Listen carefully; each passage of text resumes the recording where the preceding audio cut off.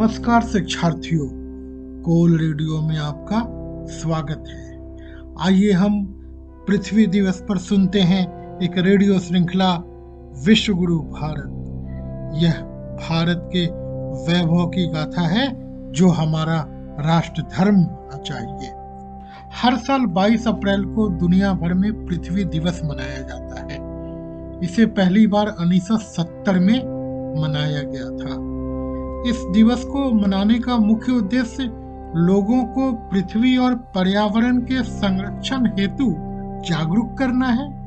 आधुनिक काल में जिस तरह से अपरदन हो रहा है, ग्लेशियर पिघल रहे हैं, ग्लोबल वार्मिंग बढ़ रहा है और प्रदूषण फैल रहा है, इनसे पृथ्वी का ह्रास हो रहा है। ऐसी स्थिति में पृथ्वी की गुणवत्ता, उर्वरकता और महत्ता को बनाए रखने के लिए हमें पर्यावरण और पृथ्वी को सुरक्षित रखने की जरूरत है।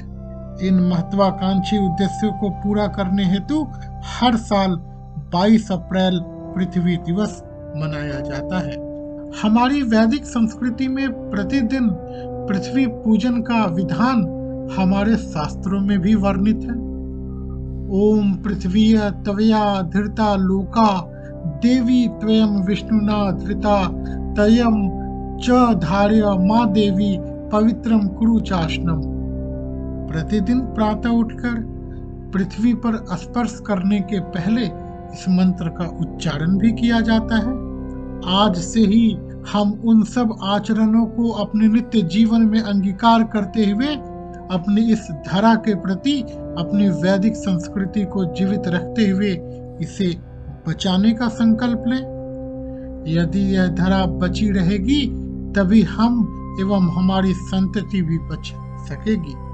शरीर में हृदय का स्थान मुख्य होता है, वैसे ही पृथ्वी पर भारतवर्ष का स्थान मुख्य है। भारत पृथ्वी का हृदय है। भारत में ऋषि मुनियों की बहुत शक्ति है। यह देश दुनिया मात्र के हित के लिए है। भूमंडल पर भारत का एक प्रभाव है। भारत दुनिया मात्र का जीवन है। भारतवर्ष में भी जन्म लेकर मनुष्य भगवान में न लगे, यह बड़े आश्चर्य की बात है, क्योंकि भारतवर्ष में जन्म मुक्त होने के लिए ही होता है। इसलिए देवता भी भारतवर्ष में जन्म चाहते हैं। वैज्ञानिक शोध से पता चलता है कि पृथ्वी एक जीवित वस्तु है।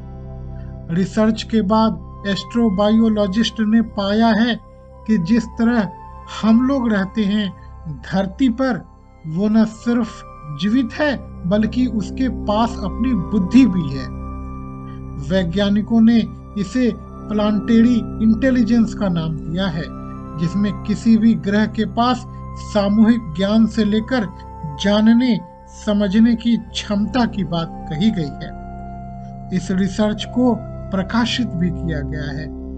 बता दें कि वेदों में ही पृथ्वी को जीवित मानते हुए इसे भूदेवी भी कहा गया है। अथर्ववेद में लिखा है कि पृथ्वी सिर्फ एक वस्तु ही नहीं बल्कि एक जीवित प्राणी है। धरती में बदलाव मानवीय गतिविधियों की वजह से पर्यावरण, प्रदूषण और संसाधनों के दोहन से आ रहे हैं।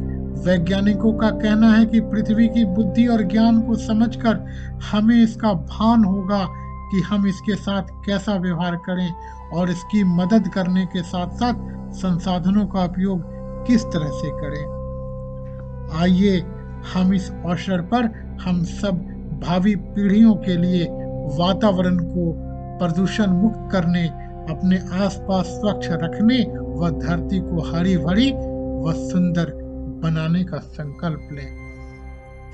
सुनते रहें विश्व गुरु भारत। धन्यवाद।